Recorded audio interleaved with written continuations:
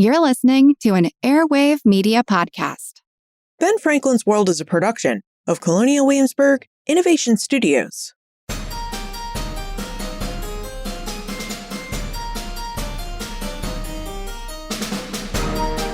Hello, and welcome to episode 361 of Ben Franklin's World, the podcast dedicated to helping you learn more about how the people and events of our early American past have shaped the present-day world we live in. And I'm your host, Liz Covart. Today, July 4, 2023, marks the 247th anniversary of the Declaration of Independence, and the United States has declared independence from Great Britain. In just 3 short years, we will celebrate a large milestone. 2026 will mark the 250th anniversary of the United States' birth as an independent nation. Now, as you might expect, historic sites and museums across the United States are working hard to plan special programs to help all Americans celebrate, commemorate, and remember the American Revolution. They're also planning activities that will cause us to reflect on how we would like to use the ideas and ideals of the founding generation to propel the United States forward in its grand experiment as a constitutional republic. Now, historians have also been thinking about and discussing 2026 for several years. What are historians thinking and conversing about as it relates to 2026? What would they like to see from their fellow Americans as we commemorate this big anniversary? We have convened our own panel of historians to answer these questions. The historians we will meet all study the American Revolutionary era, and they all study it from different perspectives. Lindsay M. Chervinsky studies the American Revolution from the vantage point of early presidential history. Once independence was secured, how did the revolution and the ideas put forth in the Declaration of Independence manifest themselves into the United States Constitution and the government it established? That's what Lindsay thinks about. Ronald Angelo Johnson is a diplomatic historian who investigates the American Revolution within the broader age of revolutions that the American Revolution helped to begin. And Kariann Akemi Yokota is a cultural historian who studies the revolution from an international perspective. Her expertise in early American history, material culture, and ethnic studies adds to our understanding of the revolution and what the revolution has and does mean for all Americans.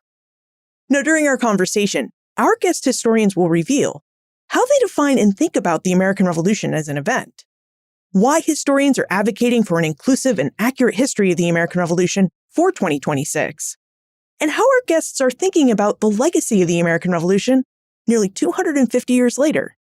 But first, happy 4th of July.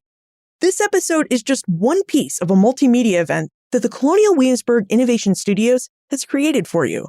So be sure to stay tuned for my in-episode announcement about the video, blog post, and teacher materials that my colleagues and I have created for you. And with that, let's go meet our guest historians.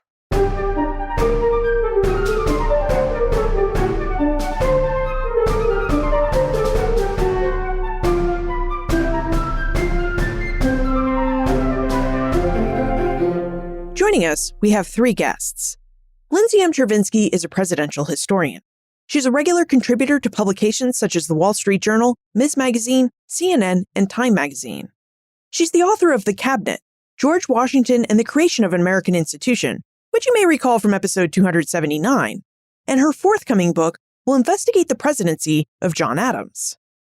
Ronald Angelo Johnson is an award-winning historian who is an associate professor and the Ralph and Bessie May Lynn Chair of History at Baylor University. He's the co-editor of the Journal of the Early American Republic and the author of Diplomacy in Black and White, John Adams, Toussaint Louverture, and their Atlantic World Alliance, which we discussed in episode 52.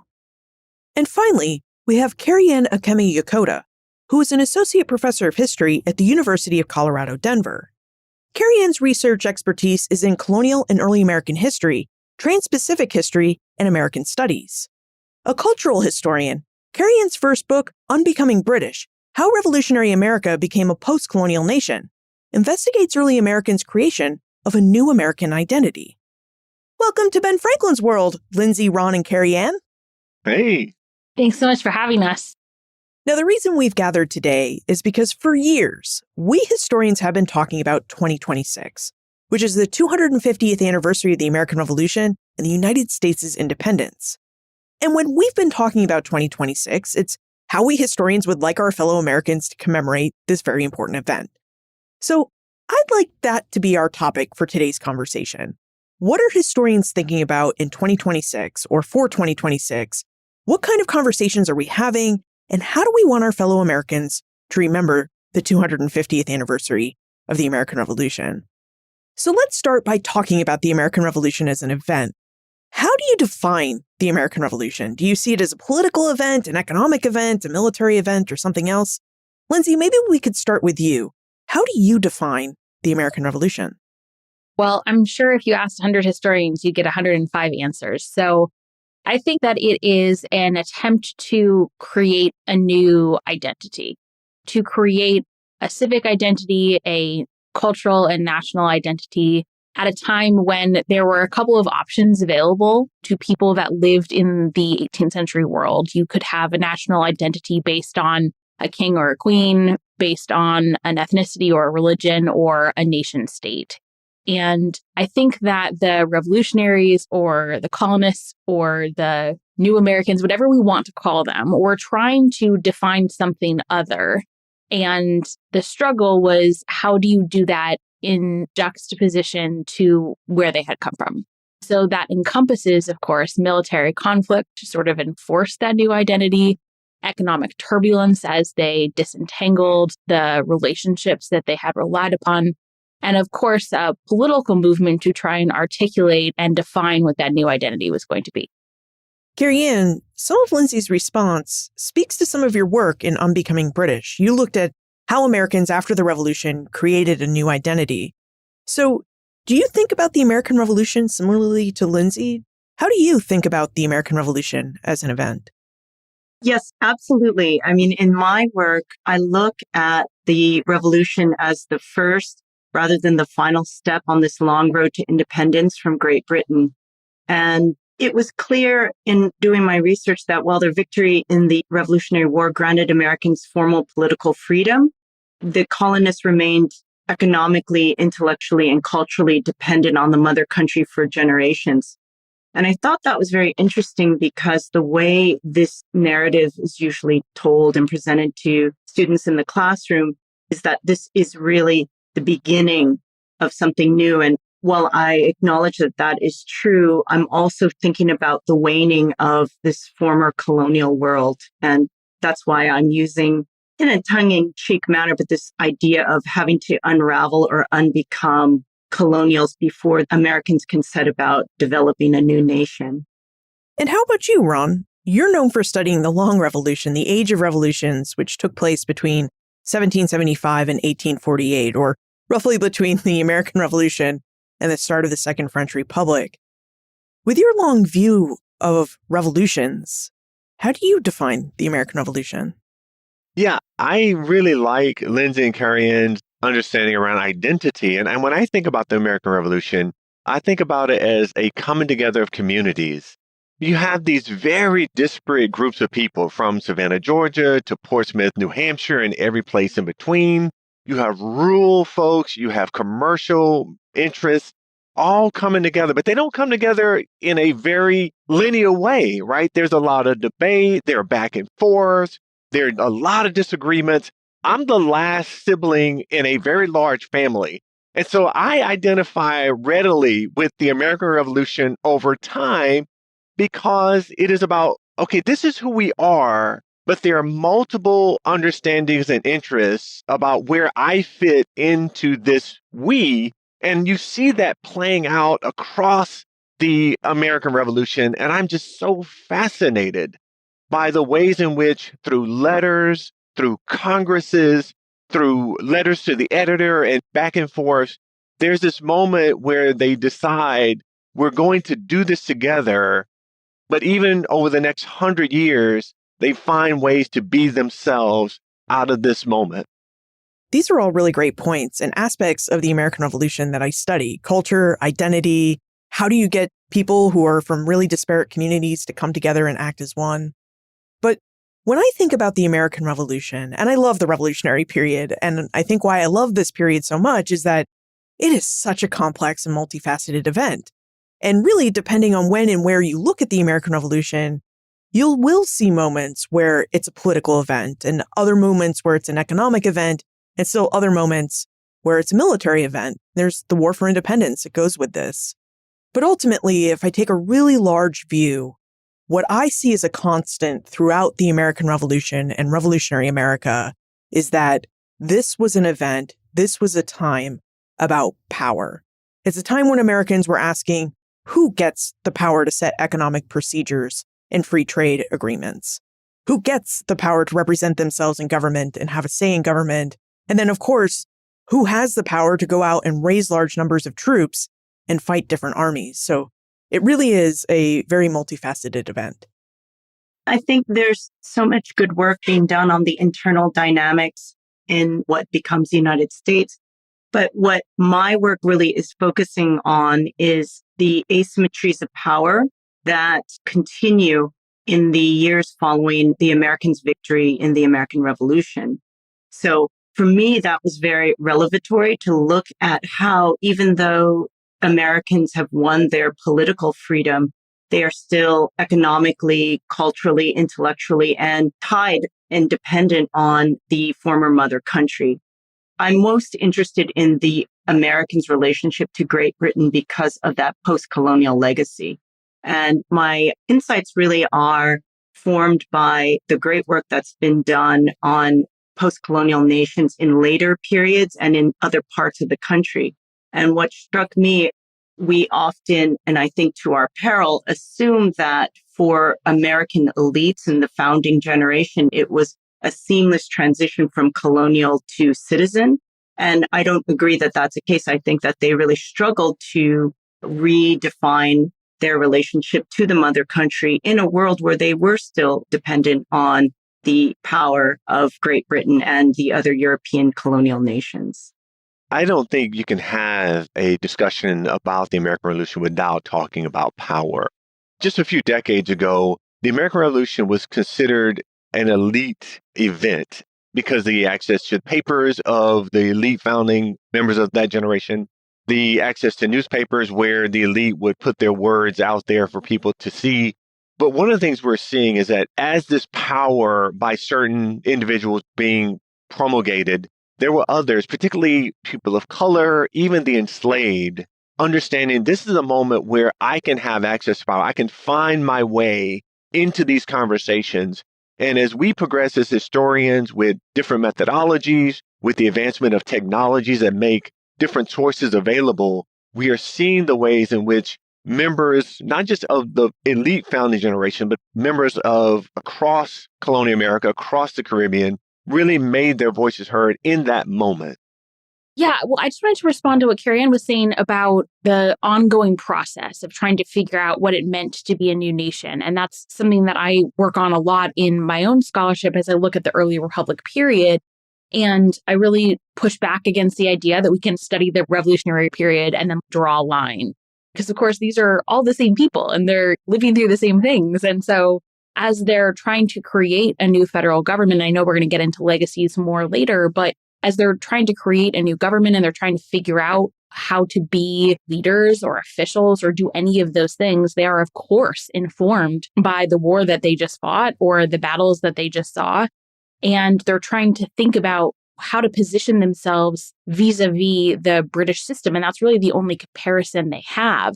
So they're trying to create this American identity. And the only real way they can think to do it is in comparison to something else. And that process takes such a long time. So I completely agree that we really can't view the Revolutionary period as 1767 to 1783. It has to be a much longer and broader process to actually look at the full scope of the evolution and its impacts and where it continues to evolve from there. I really like what Lindsay is saying there and this idea of a cutoff date. The thing I'm always fascinated by is many of the things that are happening across the revolution, these men and women are doing these for the first time. They're trying out different things. And what I really want us to think about as Americans is the ways in which they made mistakes. They tried things that did not work. And when it didn't work, they found something else. And I think that is a part of who the American Republic, who we are as Americans, of trying new things. When that doesn't work, we reward innovation by allowing people to correct mistakes. we as historians look at the revolution in so many different ways. And it struck me that when I was in grad school, we were often taught, if you're looking at the revolution from a political perspective, it's like there's almost a before and after. I think it's an easy way to narrate that story.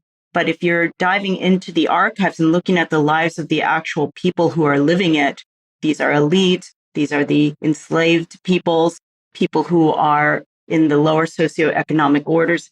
You see that for all of these individuals, it's not a before and after. And I'm a material culture scholar, and I found that using objects and images as our primary sources really did help me see a different perspective. Of course, as historians, we're known to be very textually oriented, and thus we tend to work most on the published texts of the elites. But the material culture perspective gave me a different insight. For instance, George Washington, in the midst of the battle to defend New York City from the British, he was writing to his loyalist China porcelain merchants, trying to buy a new set of dinnerware. And he was taking time out because he thought it would be important as the leader, hopefully of a free nation, if he was victorious, to present the Americans as a civilized society. And I don't find anywhere where Washington's writing, I miss the king, but you hear him lamenting about missing the accoutrements of British society. And as you see, the same with Jefferson. So I think looking at the material lives of the founding generation show us a different aspect where they define themselves as culturally British. And so they don't want to give up their legacies to things like British arts, culture, civility, and literature. And so I think we have to look at these different strands in studying this period, that things like foodways don't change and culture don't change as readily as something like political status. I'd like to go back to what Lindsay and Ron were saying about a cutoff date for the American Revolution, but I'd like us to shift our conversation to a start date for the American Revolution. So as you know, I'm from Boston, and we started thinking about the 250th anniversary of the American Revolution with the 250th anniversary of the Stamp Act riot of 1765. So in 2015, we were celebrating Boston's Stamp Act riots. But a national committee came along and said, if we're really going to look at celebrating, commemorating, and remembering the American Revolution, then we need to do that as a nation in 2026.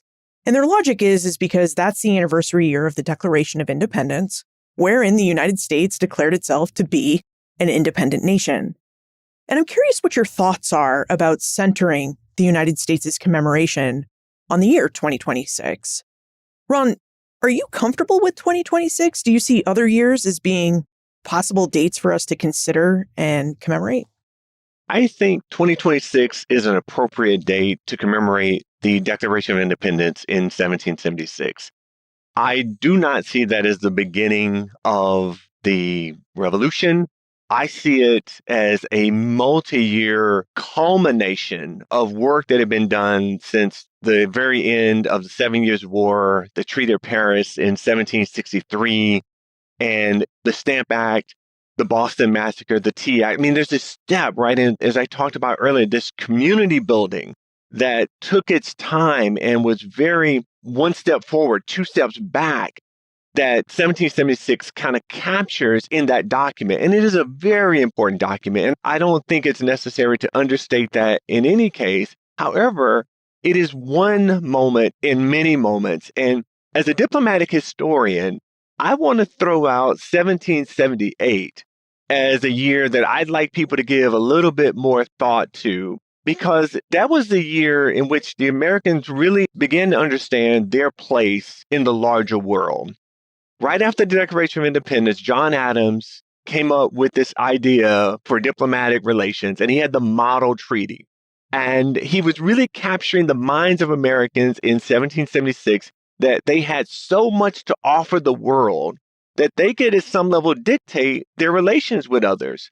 And Benjamin Franklin takes this treaty to Paris, and he realizes very quickly that there's a negotiation that is involved between nations, that the Americans, this young nation, this nation in making, has not fully understood. And what 1778 does, that alliance between France, without which I argue, many people argue, the War of Independence would not have been won.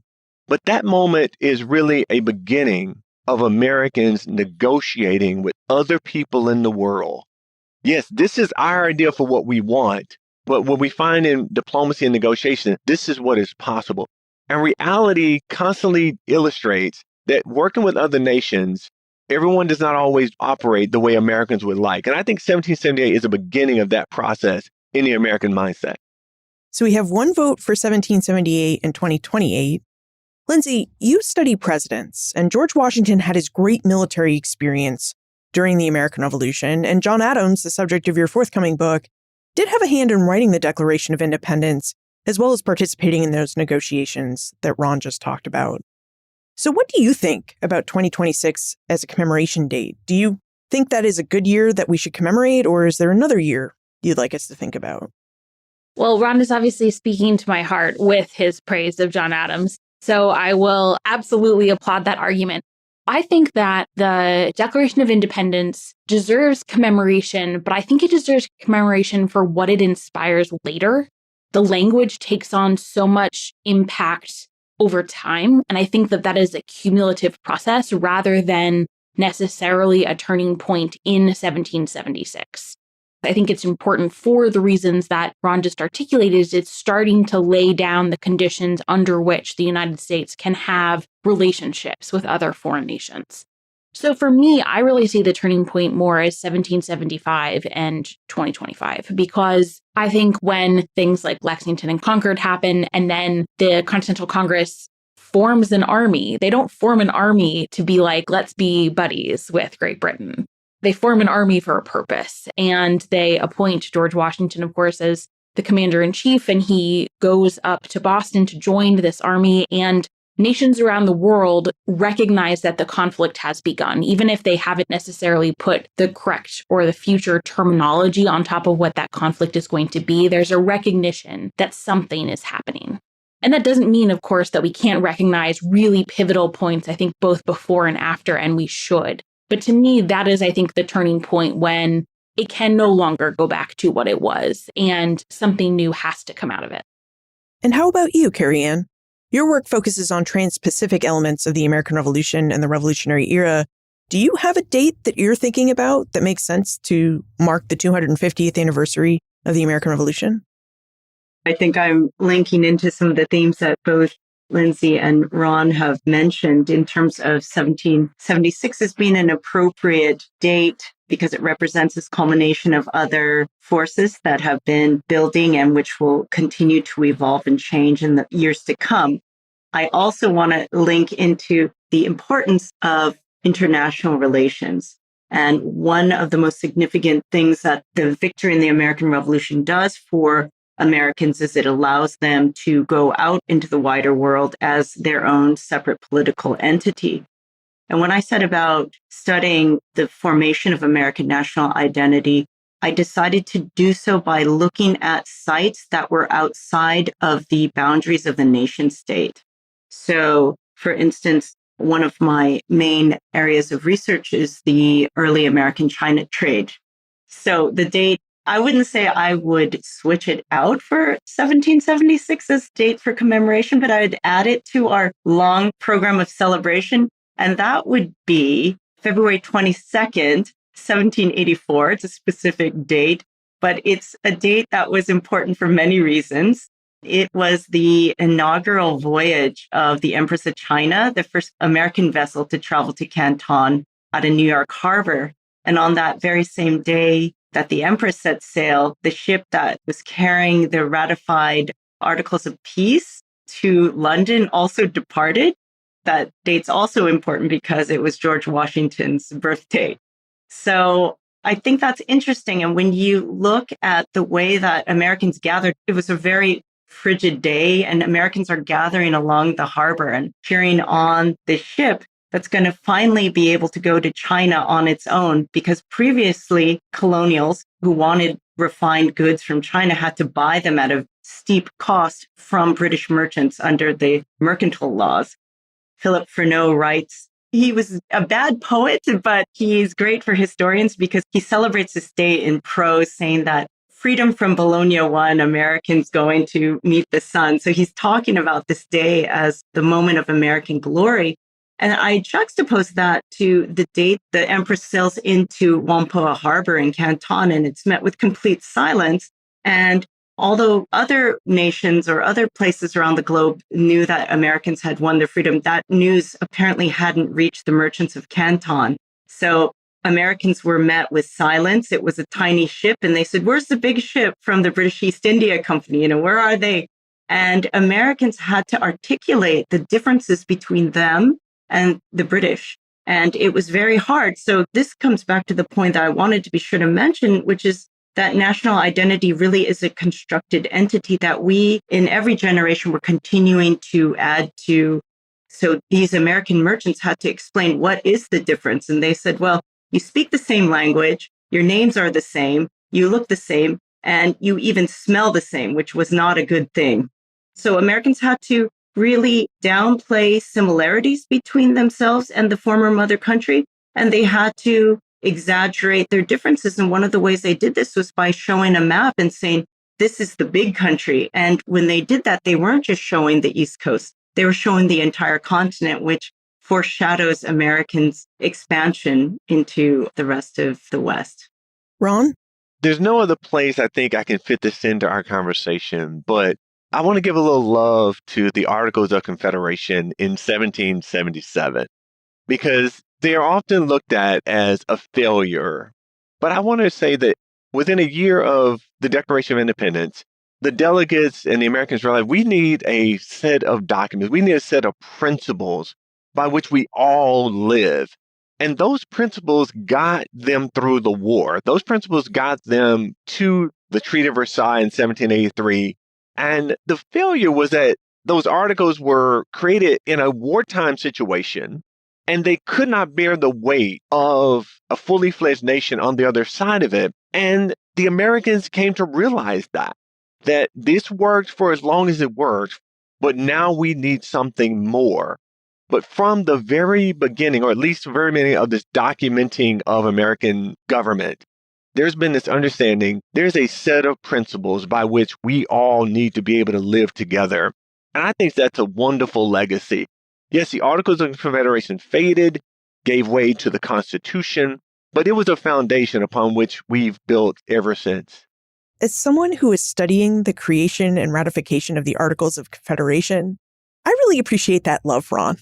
And maybe we should throw out the anniversary of 2031, which is the 250th anniversary of when those 13 disparate colonies we've been talking about finally decided to come together as a union. And it wasn't just any union either, but a perpetual union. And they didn't state the type of union. They said in order to form a more perfect union in the Constitution, but in the Articles of Confederation, they explicitly say that this will be a perpetual union. So I find the whole process by which the Union of States comes together to be a very fascinating area of study. So thanks, Ron. Thank you for working the Articles of Confederation into our conversation. Now, Kariann, Lindsay, Ron, and I have all been part of conversations at scholarly history conferences that demonstrate when it comes to 2026, historians disagree not just on what the definition of the American Revolution should be, but also what we should be talking about, who we should be talking about, where we should be talking about, or the different events and legacies that we should include in the Revolution's 250th anniversary. So, Kariann, I wonder if you would tell us a little bit about what historians are saying about who we should include and whose stories we should tell as we remember and commemorate and celebrate the American Revolution 250 years later. So I have been part of some of these conversations, and I think that the idea of inclusivity is very important, but what does that mean? And after being a part of many of these conversations, regardless of how you think this moment should be marked or commemorated, I think that we have to know that everyone's going to have different ideas. We can be in disagreement and we can have a robust debate about differences in how we interpret the past and how we celebrate the past in the present. But that doesn't take away from a sense of Americanness or unity but in fact, it strengthens the nation state. If we are able to have these disagreements without saying it's somehow anti-American. I really wanted to be sure to discuss the idea that differences do not mean that we are somehow breaking down the nation. I think one of the things that came out in this OAH conference was, the sense of being critical. And then there was another side of people just saying, we just want to celebrate. Can't we just have fun? How do we start to think about being able to be critical about who has been left out of these national celebrations and conversations without somehow being seen as taking down the nation? But in fact, this process of debate is strengthening the nation and is what we need as a people to move forward. And I think commemorations are about remembering the past, but equally important, maybe even a more important component of that is to plan for the future and to have aspirations and set goals for the future. That's what I hope we do in these upcoming years as we plan for this momentous occasion. I want to speak to this fear that somehow including people or groups or places somehow displaces others. And I don't see inclusion in that way. I see inclusion as really giving more texture and adding to an already good story. For example, in terms of including more African-American voices into the story. Prior to a few decades ago, that was very difficult to do because we were so connected to just the text, right? And as Kariann's work has demonstrated, by using objects, by using culture and other means, we're able to bring African-American soldiers into the story, women of color, poets, writers, as participating in this bringing together of communities. Communities are not just geographical, they're racial, they're cultural, they're economical. And I think it tells us much more about who we are in this diverse society in which we live, because the society in which the revolution was a diverse society. We talk about diversity as if it just showed up at some point in American history. My contention is the United States has been diverse from its infancy. And I think as we tell that story more, it gives us a better understanding of the ways in which the revolutionary members negotiated diversity with their faults and their failures, helps us understand that we're going to have faults and failures as we continue to grapple with diversity. And so I see inclusion as a benefit much more than any type of fear that we're going to somehow tear down the country or tear down someone's legacy. I see it as more of us really understanding better who we are from where we've come.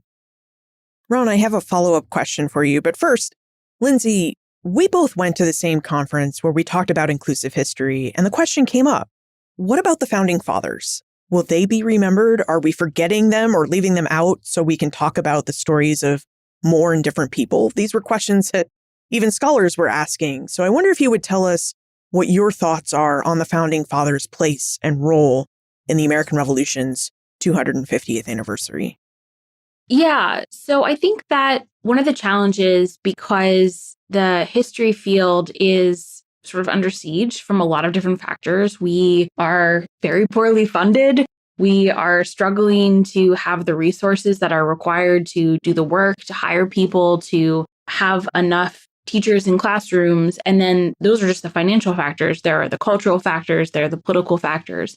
And so I think what that has produced a little bit is a sense of a zero-sum game about history. That if we talk about certain people, there's only a certain amount of breadth or bandwidth or mental capacity or time or money to share history. And to a certain extent, that is true.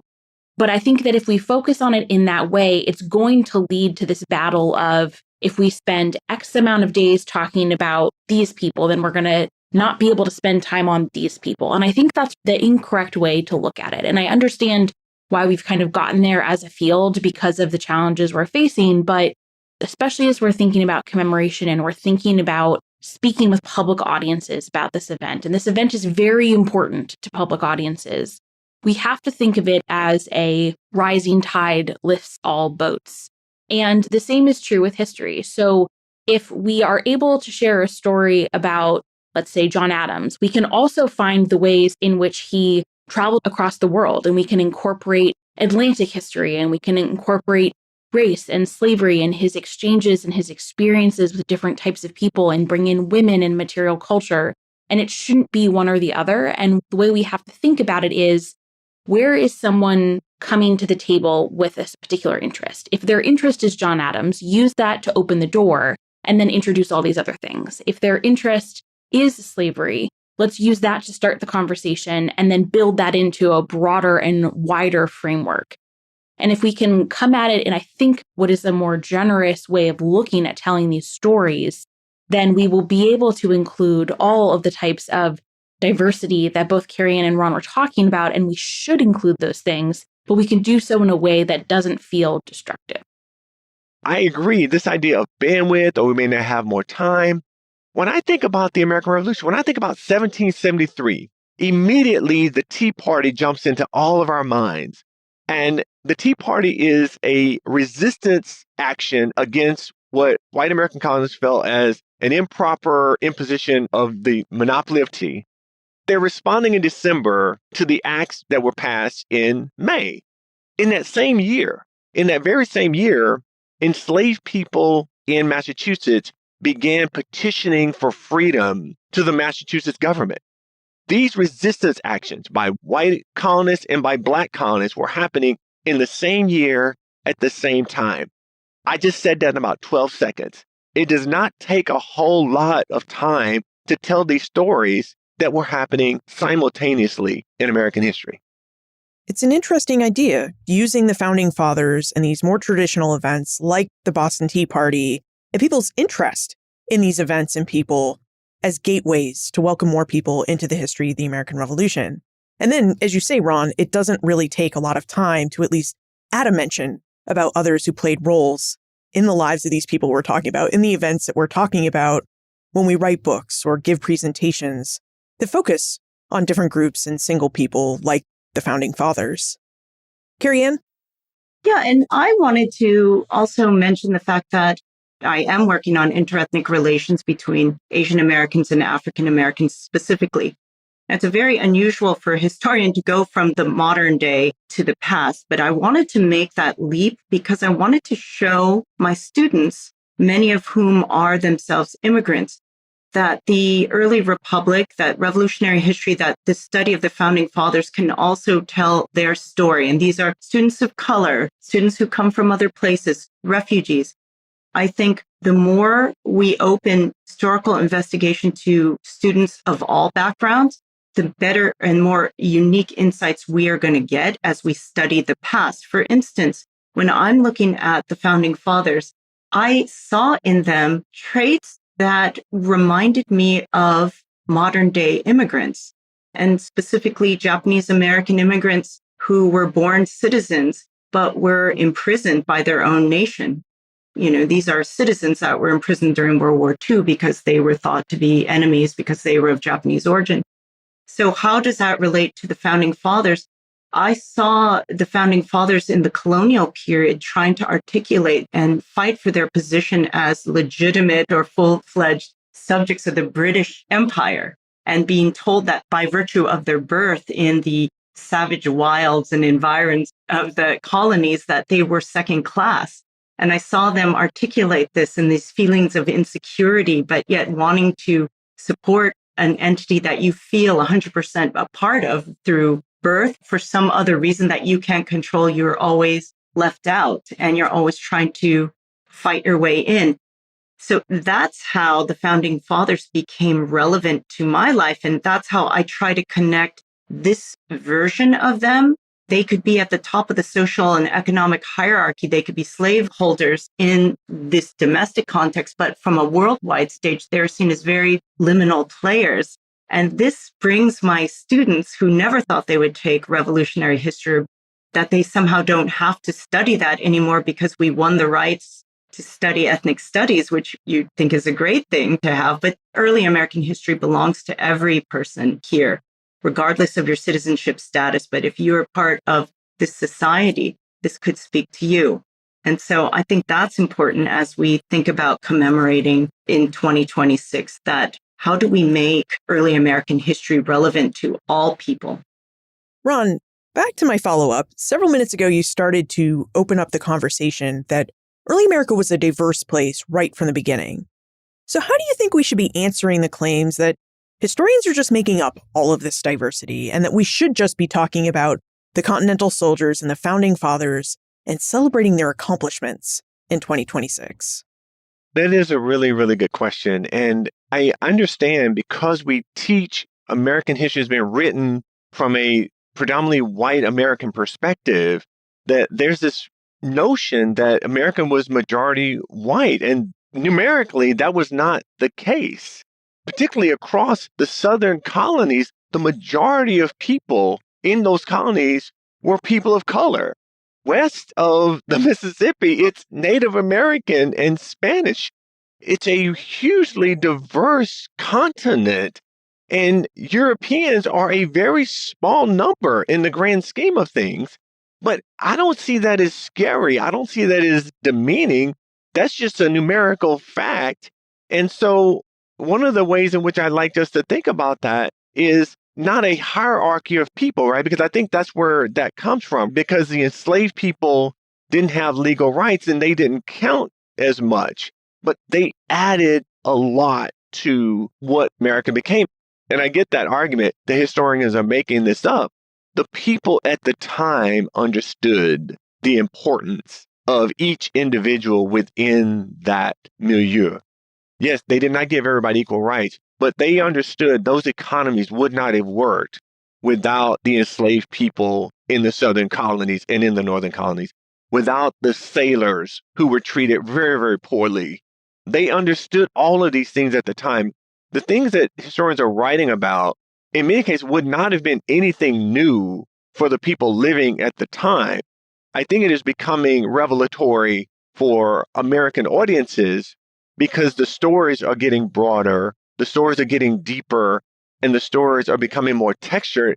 I think that's to our benefit as historians. I take a great deal of pride in being a part of a community that really does try to capture as many voices as possible, but it doesn't take a whole lot of work. If you read the letters of the elite members of the founding generation, they're writing about the poor. They're writing about the enslaved. They're in there.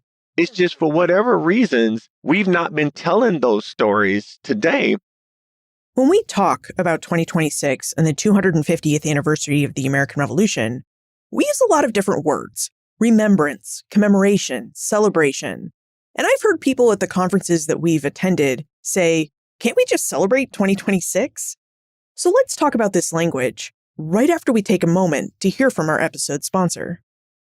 This year, our 4th of July special isn't just a special podcast episode, it's a multimedia event.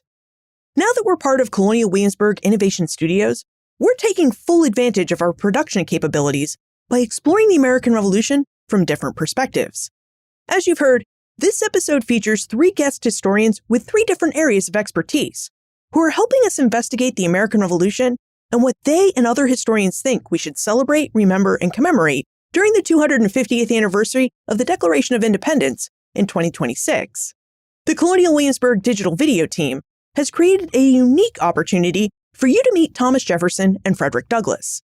Thomas Jefferson offers his ideas about freedom and independence as he reads his Declaration of Independence, while Frederick Douglass reads selections from his famed 1852 speech, What to the Slave is the 4th of July.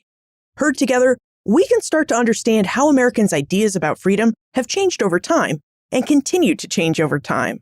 Colonial Williamsburg has also posted a blog post on its website written by our very own Holly White. In her post, Holly investigates the importance of looking at the histories of early America and the founding of the United States from multiple viewpoints.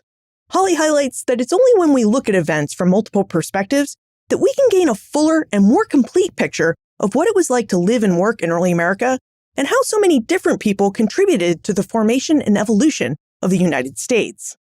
And finally, my colleagues at the Bob and Marion Wilson Teacher Institute at Colonial Williamsburg have teaching materials to accompany this video, blog post, and this podcast episode. You'll find links to our multimedia event on the show notes page, at benfranklinsworld.com/361. That's benfranklinsworld.com/361. When we talk about 2026 and the 250th anniversary of the American Revolution, we're using a lot of different words: remembrance, commemoration, celebration. And I think we should address why we're talking about 2026 as a remembrance, why we're talking about it as a commemoration, and why are we sometimes hesitant to say that what we really want to do in 2026 is celebrate? Lindsay, would you start us off? There's a quote that I think is attributed to John Adams that roughly 1/3 of the nation were ardent patriots, 1/3 were loyalists, and 1/3 were totally ambivalent. And there's a lot of scholarship about the accuracy of that statement, but let's say roughly he was right. I think that concept really gets at this idea that it can't be purely celebration, but it also can't be purely commemoration.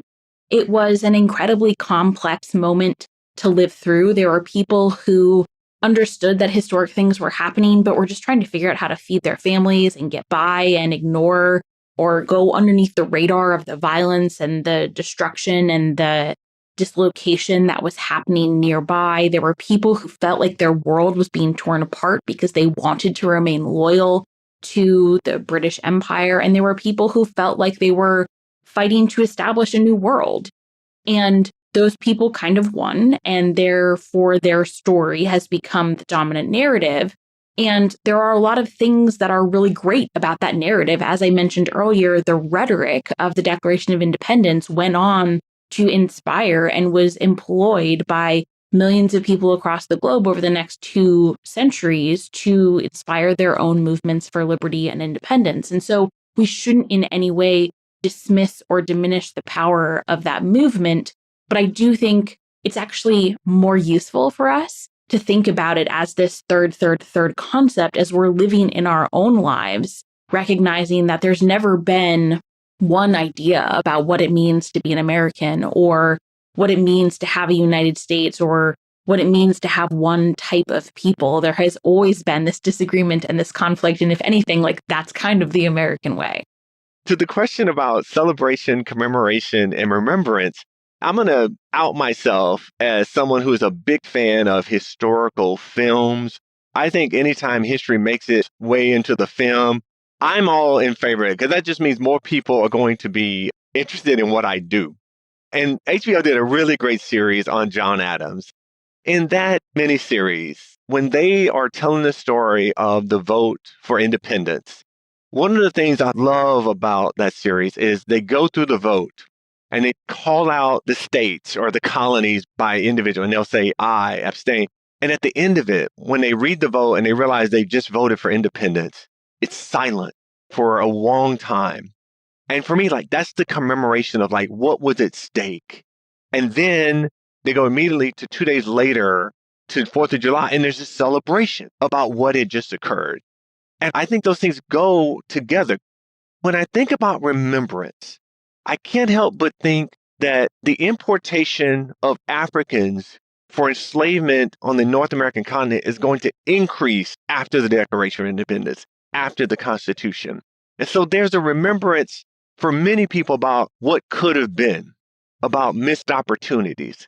But I think celebration, commemoration, and remembrance are all in order as we talk about 2026. Ron, you said it very well that it's all of these things. The problem when we're debating about how to mark these events, it's that there seems to be this continual historical amnesia. I always think it's dangerous when we harken back to this moment when the United States was one entity. And as Ron, you've been saying, we've all been saying here, it's always been a diverse society. But somehow, in moments of crisis or insecurity, it's always like people are hearkening back to this moment when all Americans knew who they were. It was a homogenous society. There was not these outliers. But in this early period, when German immigrants came and they decided to set up German language schools, they were seen by the founding generation as being very, very dangerous in ways that sound just like some of the more heated debates that we're having and seeing today. So there never was a moment when everybody looked the same, felt the same. So I think that's important.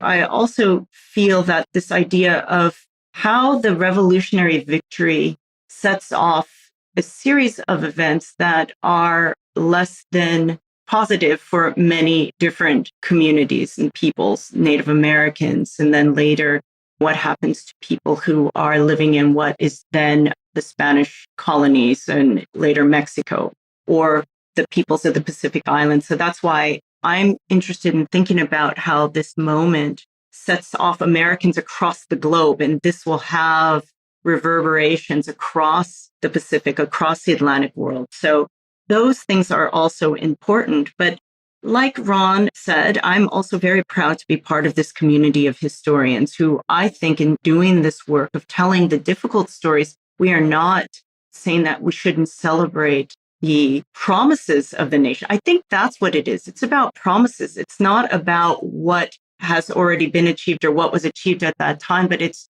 that there's language in place that was flexible enough and lofty enough for people, most famously African Americans, to use that same language and using the ideas that the founders put forth to fight for their own freedom. And I think that different minority communities have done that and are continuing to do that. And these are not just racially defined communities. We have the LGBTQ community, to bring it into the present debates. We have a myriad of different groups who are using the language set in place for their own purposes. And I think that is one of the most important messages for me. So we've talked about who we should be remembering, commemorating, and celebrating. And we've also talked about the dates that we'd like people to remember. So what about events? Are there specific events that you would like to see brought up in this conversation of what we'd like people to be thinking about in 2026? Ron? I go for the underdog story, right? Earlier, I talked about the Art of the Confederation needing more love. There's another event that I think doesn't get a lot of play because it was a defeat for the Americans, and that was the Siege of Savannah in 1779. And the reason I find that event very important is because for one of the first times in American history, that battle is going to include some 500 free Black men from the colony of Saint-Domingue. And these Black men are going to be fighting for the rights of Americans. And so it was something that our country had not seen before. And the really interesting thing about that event is that you have Black men on the side of the Americans, but you also have Black men fighting on the side of the British. And those Black men in the midst of this American Revolution are fighting for their own freedom. The Black men for the British were promised freedom from slavery, and the Black men from Saint-Domingue are trying to prove to the white French inhabitants of that island that they are just as equal. And so even though in America we have the tendency to only talk about the victories, I think we learn a lot also from the defeats that we endure as well. I agree. I like the idea of telling different narratives, of talking about the people who don't come out on top, or telling the alternative history through different means. I think that we need to also celebrate those moments of defeat where you learn different lessons. And we don't do that enough in our courses or in telling our own history. Lindsay, do you have any events you'd like us to remember? In our public imagination, and to Ron's point, I also love history movies and musicals and all of those things, but we should also be very clear they are art. So they often require a little bit additional analysis. And one piece of that analysis is while Yorktown was sort of this incredibly pivotal moment for the war in that it forced the British to start thinking about peace negotiations, it didn't actually end the war.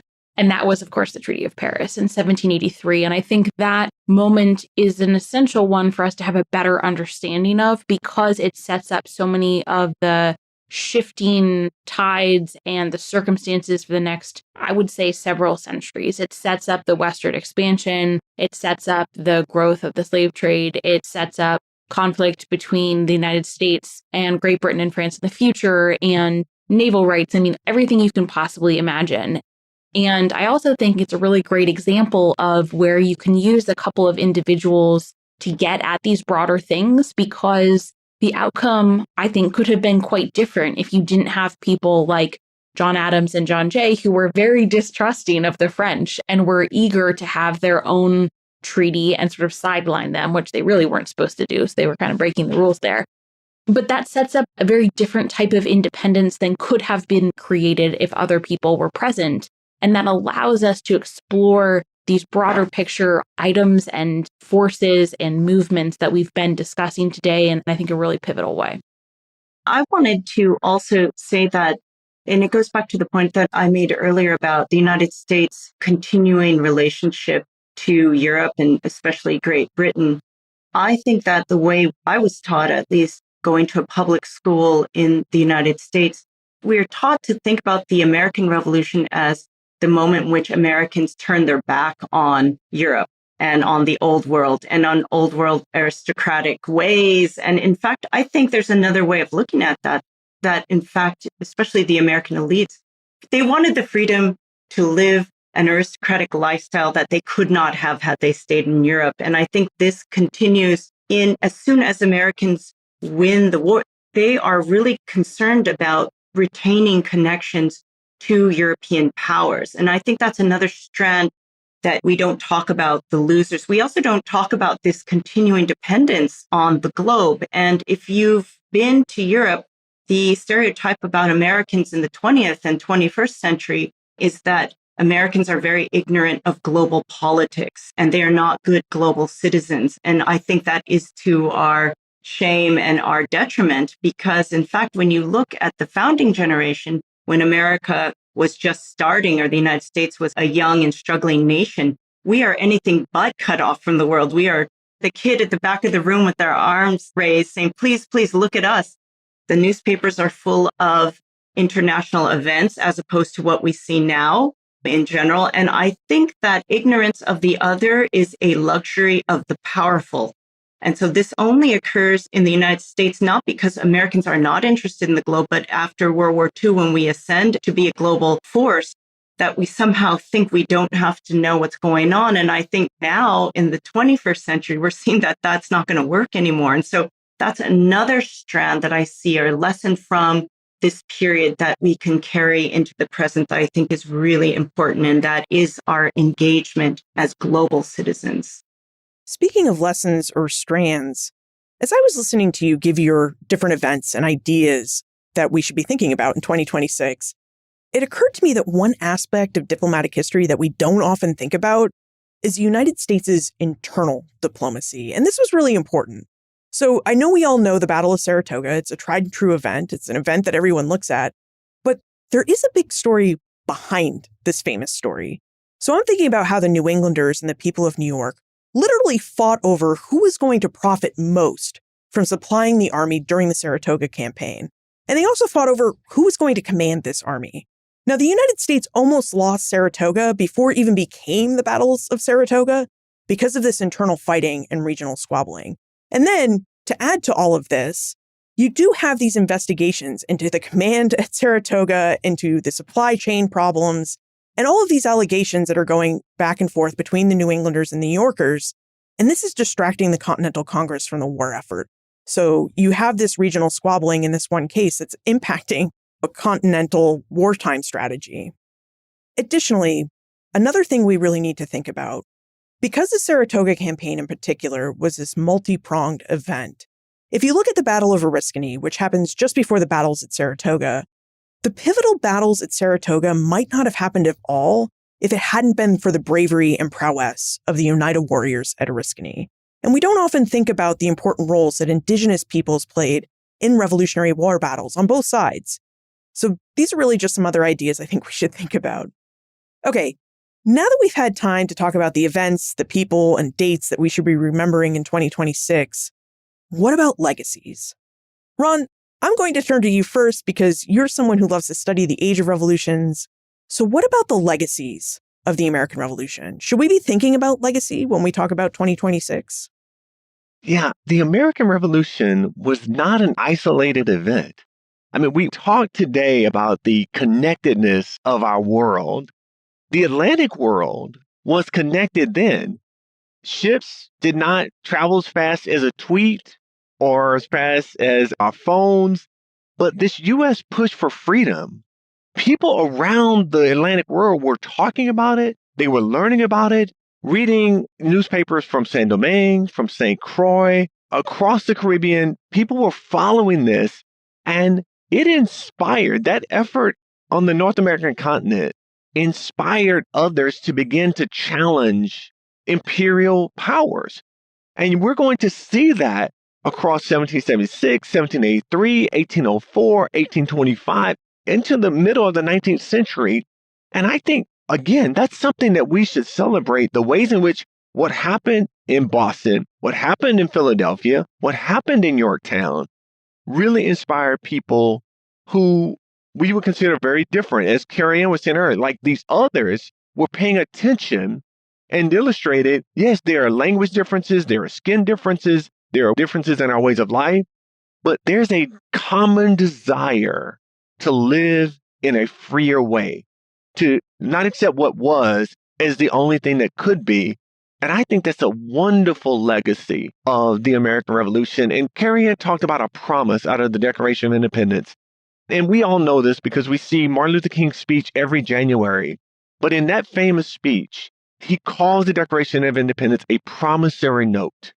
And I think the revolution continues to make promises that people across the world, not just Americans, continue to want to materialize. Picking off on that point, I think it's an excellent place. Liz, earlier you were talking about how the revolution is about power, and Ron was talking about how he really likes to focus on the mistakes and when things go wrong. So in my work, I really see the revolution, and particularly the Declaration, as the idea upon which this experiment was launched. And then the Constitution is sort of the second act in which it's an attempt to form a more perfect union. And that embodies the concepts that you guys were talking about of who is going to have power, how is it going to be exercised. And that process is inherently going to be filled with mistake after mistake after mistake, because they start with the Articles of Confederation, and that goes kind of way too far in one direction. But they're trying not to go back towards the monarchy and have a full authoritarian system. And so they come up with the Constitution, which is a series of compromises and a hodgepodge of middle ground things that they're trying to piece together to make work, and had zero expectation that what they had crafted would last as long as it did, because they had just lived through this world in which things were constantly chaotic and changing and evolving. And so I think the legacy of this period is really that very idea that we are going to put forth these grand visions of what the American people and the world can be. And we're going to continue to try and meet those. And we're going to fail and we're going to fall short. And yet we're going to keep trying again and again. And I think the failure to keep trying to improve would be a grave disappointment. We obviously don't know what they really think because they're all dead. But if we could go back and talk to them, I think they would be so disappointed if we didn't keep trying to improve on that vision or come closer to that vision. And so to me, I think that's the legacy of what is worth celebrating about the revolution and what we should embrace going forward. I agree that imperfection is something that was part of this American experiment from the beginning. And for me, the legacy, I read it every day in my classes. I have my students do an oral history of their family members, if they're from an immigrant family or from friends. And I'm reading these oral histories of recent immigrants, some of whom are refugees, some of them who do not have legal status in the United States, but consider themselves as Americans and have been living and working and contributing to society here. And I'm reading this legacy of the Declaration of Independence and the founding documents in these immigrant stories, whether they fully realize it or not. It's what I see. I want so much for the work we do as historians to be seen as healing the nation rather than destroying the nation. And by setting higher standards or saying that we could do better, I think that's because we in fact love and care about the nation, care about this experiment. I don't want to bring in a parental metaphor, but I will. It's like when you're criticizing, say, your children, it's not because you don't love them. It's because you know that they could do better and you want them to do better. And I hope that's the message, that we as historians can give to our fellow citizens, not only in this podcast, but in the commemorations of 2026. We've talked a lot about the different ideas, peoples, events, and legacies that we think we should be thinking about in 2026. But I know we also have our own wish lists as historians, so I wonder what else is on your wish list for 2026. What do you hope that your fellow Americans will be thinking about? Kariann? I'd say that when I'm thinking about what I hope to see in the events that will take place, I'd like to see a variety of celebrations / commemorations / remembrances that are inclusive in a real sense. I want to have events that allow for the refugee, allow for the immigrant perspective. A lot of times, I think there is this dichotomy between full-fledged celebration and those who are left out. And I've been thinking a lot about the tenet that we have in our American legal system, which is innocent until proven guilty. And I've been thinking about that a lot. And I was thinking about the experiences of people of color in the United States. I've been working a lot with the Asian American community because we saw 300 plus fold increase in violence against Asian Americans, many of whom were citizens. And what struck me is that for people of color, people who are biologically defined as non-European, it's not innocent until proven guilty. It's not American until proven foreign. It's foreign until proven American. People who look different have to somehow prove that they belong. And I want us to have a more expansive and robust definition of who belongs in this American celebration and who belongs in this nation state. My wish list would be to have events that take this as an opportunity to reset, to reboot, so to speak, the American conversation about belonging and who is contributing to the nation state, and embrace those who are part of this national conversation. What's on your wish list, Lindsay? Well, one of the things that I touched on earlier was this sense of how do you create a national identity when your national identity has been really shaped by your imperial relations.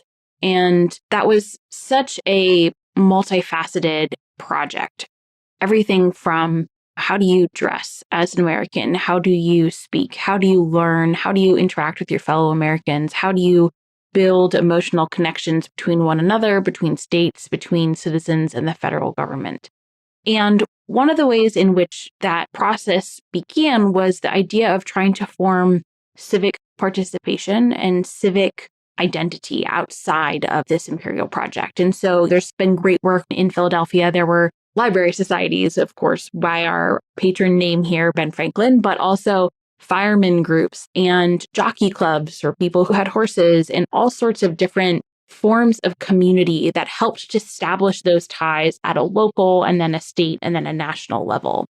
And I think the study of building those emotional ties would be really instructive for our current moment when a lot of people are feeling sort of emotional tieless or are feeling a little bit disassociated, what with all of the things we've experienced in the last 5 years, the pandemic and lean online, but also as we're trying again to figure out what does it mean to be an American and how do we relate to one another. So I think better understanding how civic formation occurred and then maybe how we can apply some of those things to our lives would be a really good way to both honor the spirit of the revolution and apply it to our current moment. I do want to say here, the more we have talked about the revolution, and Kariann and Lindsay and Liz yourself have brought in all these different perspectives around it, some of which I had not thought of recently, I'm more excited about 2026, and I do hope your listeners will be as well. My wish list for that moment is kind of a three-pronged one. One, I want us to celebrate the evolution of freedom and its evolving meaning in the many groups in which it has encompassed since 1776. I want us to also acknowledge that not everyone enjoys equal freedom, that maybe the freedoms I enjoy, other people don't enjoy, and to commit ourselves as a community, as Americans, to continuing to open pathways so that more people can enjoy the freedoms that we do. As Lindsay said earlier, I don't want us to disappoint the founding generation's capacity to make mistakes because they tried to do better. So I've yet to make my travel plans for 4th of July 2026. And I'm thinking about how and where me and my family will be commemorating, remembering, and celebrating the 250th anniversary of the American Revolution. So would you tell us where you and your family are thinking about going or maybe even doing as you think about and commemorate and celebrate July 4th, 2026? Lindsay, will you be headed to Philadelphia? I have been such a bad historian. There's so many sites that I have not seen. And it's not totally my fault because a lot of these things were closed for several years. I think the Museum of the American Revolution opened like right before lockdown. So I haven't been there. While I'm there, I haven't been to most of the battlefields in that area. And I know it can be kind of crusty and old, but I love battlefield history. So I think that that might be in order. First of all, I want to encourage all the listeners to go to battlefields, go to museums, go to historical societies. These places are just so wonderful. And the people who run them, the people who manage them are wonderful and dedicated. And I want us all to go out and celebrate. Where I plan to go is Savannah, Georgia. I think it's a beautiful city. I don't think it gets enough love in conversations around the American Revolution. And I do want to be there in 2026. They've created a monument to the battalion of free Black men that came from Saint Domingue. I want to be there with my wife, with my children, and the Savannah community to commemorate this really important event in American history. I have, over the years, found myself often in Great Britain on 4th of July. And I think it's really an interesting experience to be an American historian talking about the revolution and these dates in Great Britain.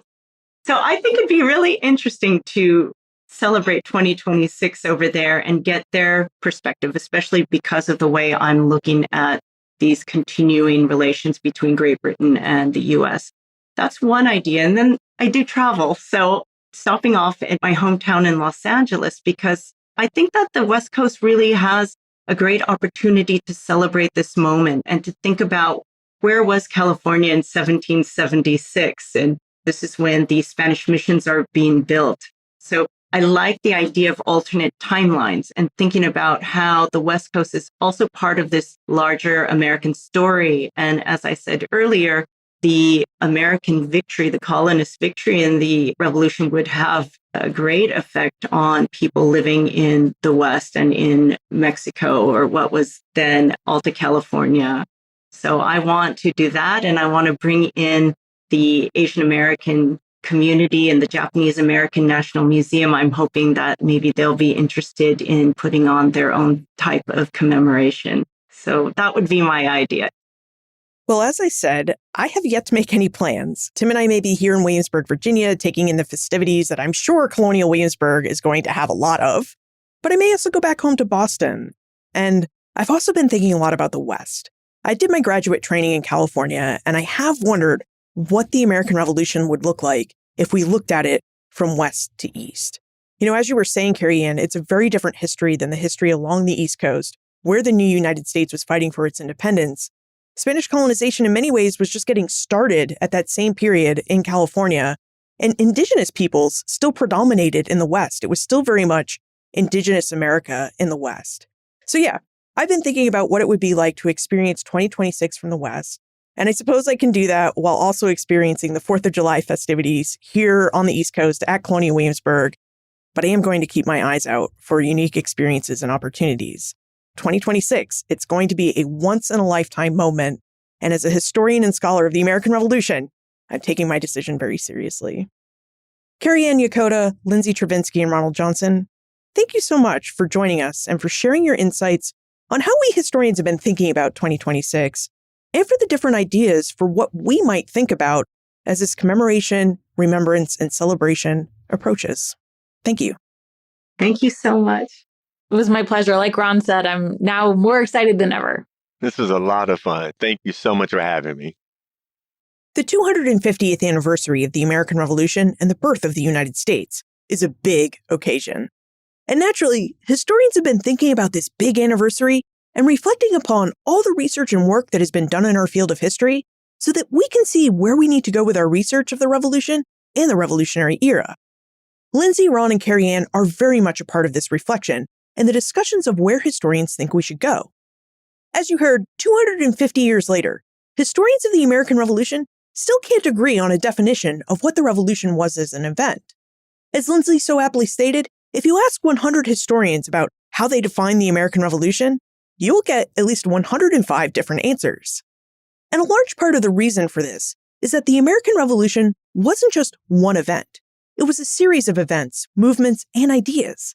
The revolution was such a complex event that not even the founding generation who created and lived through the revolution could agree on a single definition or cause of the American Revolution. So when historians meet, they still discuss and debate the origins of the American Revolution and how we should view the event. They also debate the periodization of the revolution. Now, in my experience, most historians agree within a year or two that the American Revolution began in 1763 after the signing of the Treaty of Paris of 1763, which ended the 7 Years or French and Indian War. Where there is much more disagreement is the year that marks the end of the American Revolution. Some scholars believe that the end of the revolution came in 1783 with the Treaty of Paris of 1783, which formally ended the War for Independence, and in which treaty, Great Britain acknowledged the United States as an independent nation. But other scholars believe that the revolution carried on longer into the 1780s, when the Constitution was created in 1787 and ratified in 1789. And still other scholars believe that to understand the full scope of the American Revolution, you must look back on the history of the Revolution from an end date in 1812. And given that historians can't agree on a definition of the American Revolution, or its exact start and end dates, you probably aren't surprised by the fact that historians are debating which events and people they would like to see addressed and highlighted during the United States' semi-quincentennial in 2026. As Ron, Kariann, and Lindsay highlighted, most historians agree that the 250th anniversary should be an inclusive event. Historians who want an inclusive story of the American Revolution argue that by telling the history of the revolution that reflects the contributions of people across economic and social classes, as well as across racial and ethnic lines, that this telling allows us to see the American Revolution for what it truly was, a diverse and multifaceted event where so many different people, Americans, foreigners, and the enslaved, contributed. Still, there are some historians who worry about what adding the deeds and contributions of people who were not the founding fathers will do to the narrative of the American Revolution. These scholars worry whether there will be space for the traditional events and founding father figures we've all learned about in grade school.